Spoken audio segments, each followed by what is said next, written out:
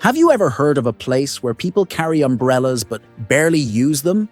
Where sipping tea is more sacred than a business meeting, and where the most exciting event of the year involves chasing a wheel of cheese down a death trap of a hill? No, this isn't a movie. This is real life in the United Kingdom, a land where logic and tradition dance a weird waltz you just can't stop watching. The UK might be about the size of Oregon, but don't let the map fool you. It's packed with contradiction that'll leave even the most seasoned travelers scratching their head. 4 nations wrapped into one country: England, Scotland, Wales, and Northern Ireland, each with its own culture, dialect, and flag. It's like jumping between 4 different vibes just by driving a few miles. You've probably heard the phrase, "The sun never sets on the British Empire." That empire may have shrunk, but the legacy still massive. London is a global powerhouse of finance, fashion, and media. It's one of the only cities in the world where you can hear over 300 languages spoken in a single subway ride.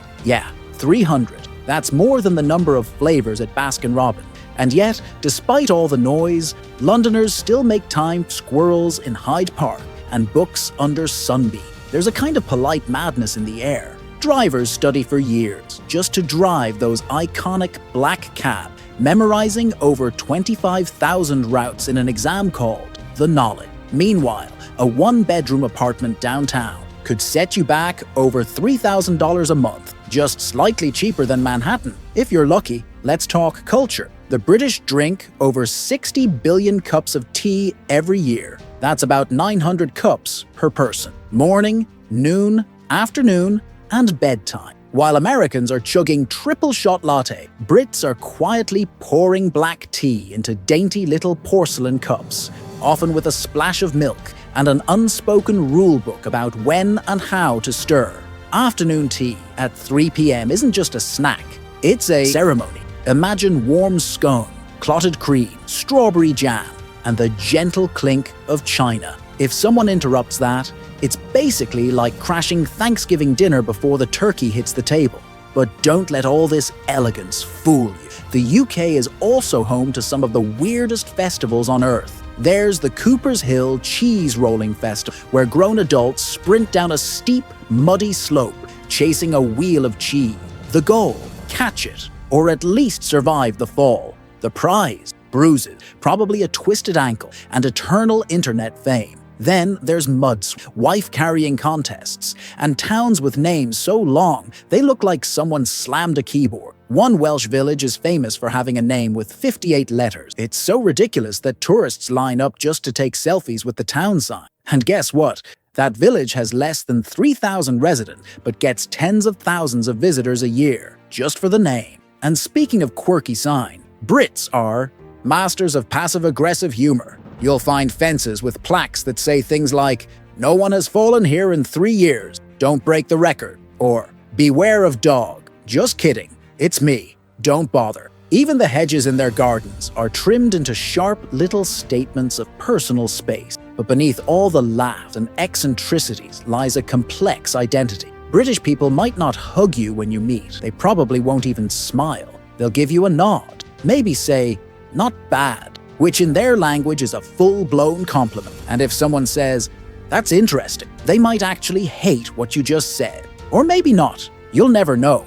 What most people don't realize is that British restraint isn't coldness. It's style. It's discipline. It's emotional elegance. It's why an English woman in a trench coat walking down a rainy street holding a cup of tea looks more like a scene from a detective novel than a real human being. Actually, dating in the UK is another level of cultural ballet. Forget flashy dates or over-the-top gesture. British women are famously independent, highly educated, and likely to split the bill, especially on a first date. It's not about being cheap, it's about fairness, equality, and maybe a touch of good old British pride. More than 70% of British women are in the workforce, many in leadership roles across tech, science, and finance. So, if you're an American guy thinking British women are all about accent and charm, think again. You're not dating a Disney princess. You're sitting across from someone who might just out-debate you on AI while recommending the best Shakespeare play for your mood. Quick pause. If you've made it this far, you're clearly hooked. So why not hit that subscribe button? We've got a lot more weird, wonderful, and wildly entertaining stories from around the world, and trust me,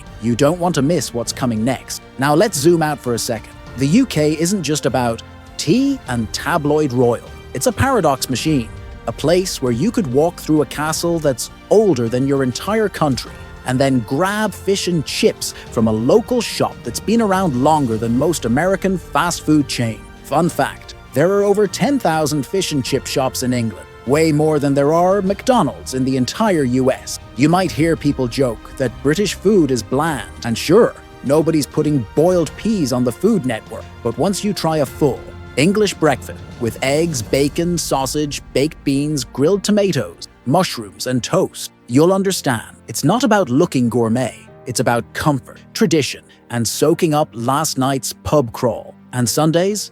That's sacred. Sunday roast is a national institution. Picture roast beef, crispy potato, buttery veggies, Yorkshire pudding, and gravy that tastes like a warm hug. It's not just food, it's family. It's the kind of meal that sticks to your ribs and your memory. People don't Instagram it, they live it. Still think the UK is all seriousness and sophistication? Let's talk about the royal family. Sure, they're polished and poised, but there's a whole layer of royal etiquette that feels like something out of a Jane Austen blooper reel. For example, at official dinners, when the king puts down his fork, everyone else better wrap it up fast. And don't you dare place a postage stamp featuring the king upside down. It's not illegal, but it's basically the British version of flipping someone off. Then there's the wedding. Prince William and Kate's ceremony in 2011 drew over 2 billion viewers. That's more than the Super Bowl and the Oscar combined. But while American weddings are full of loud cheers, champagne toasts, and wild dancing,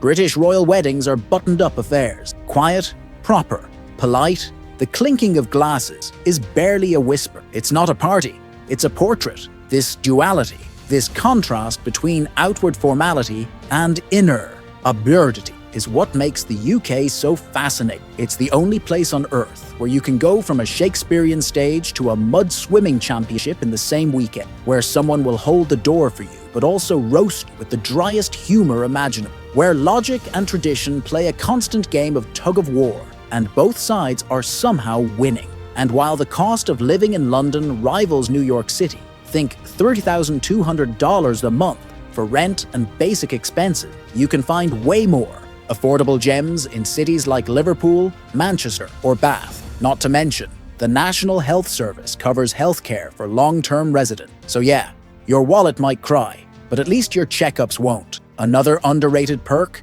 Accessibility. In just a few hours, you can travel across all 4 nations of the UK, each with its own personality. England feels polished and traditional. Scotland is bold and broody, home to whiskey, kilts, and the legend of the Loch Ness Monster. Wales is mystical and musical, where red dragons wave from flags and fairy tales echo through valley. Northern Ireland, pure cinematic gold. If you've watched Game of Thrones, you've already seen its haunting cliffs and mossy forests. It's like 4 countries wrapped into one passport, with a culture richer than most continents. And yet, it all somehow works. No shouting, no chaos, just quiet pride, layered history, and a sense of humor so dry it could out-toast the Sahara. So, what's the real story?